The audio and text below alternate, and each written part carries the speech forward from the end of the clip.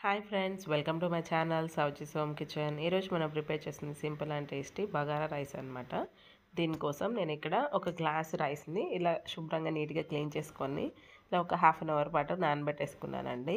ఇప్పుడు stove on చేసుకొని stove పైన ఇలా ఒక కడాయి పెట్టేసుకోవాలి. అది కొంచెం హీట్ అయ్యాక ఇందులోకి నేను 1.5 టీ స్పూన్ నెయ్యి యాడ్ చేస్తున్నాను.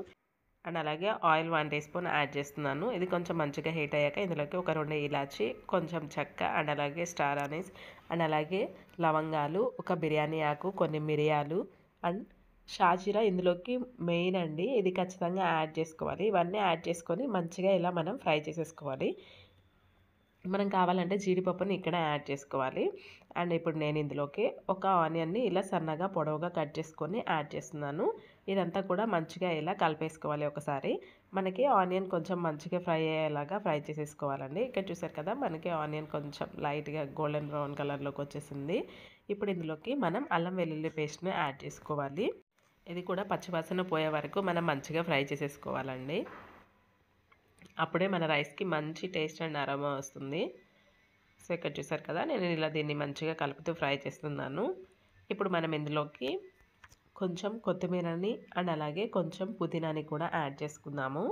ఇప్పుడు ఇదంతా మంచిగా కలిసేలాగా ఇలా మనం మంచిగా మిక్స్ చేసేసుకోండి. నేను ఇక్కడ ఈ గ్లాస్తో 1 కప్పు రైస్ని తీసుకొని నానబెట్టుకున్నానండి. ఇప్పుడు దీంతో నేను 1 వాటర్ని యాడ్ చేస్తున్నాను. నార్మల్ కుక్కర్లో అయితే 1.5 వాటర్ అయితే కరెక్ట్గా సరిపోతాయండి. మనం బయట కుక్ చేస్తున్నాం కాబట్టి దీనికి వాటర్ ఇదైతే కరెక్ట్గా సరిపోతుంది. సో అండ్ అలాగే సరిపడిన సాల్ట్ కూడా యాడ్ చేసుకొని ఇదంతా మంచిగా కలిసేలాగా మనం ఇలా ఒకసారి మిక్స్ చేసేసుకొని సాల్ట్ అది సరిపోయిందా లేదా ఒకసారి చెక్ చేసుకుందామండి. మనం ఇప్పుడు మూత పెట్టేసి వాటర్ మనకి మంచిగా బాయిల్ అయ్యే వరకు వెయిట్ చేద్దాము. ఇక్కడ చూసారు కదా, మనకి వాటర్ మంచిగా రోలింగ్ బాయిల్ అవుతున్నాయి.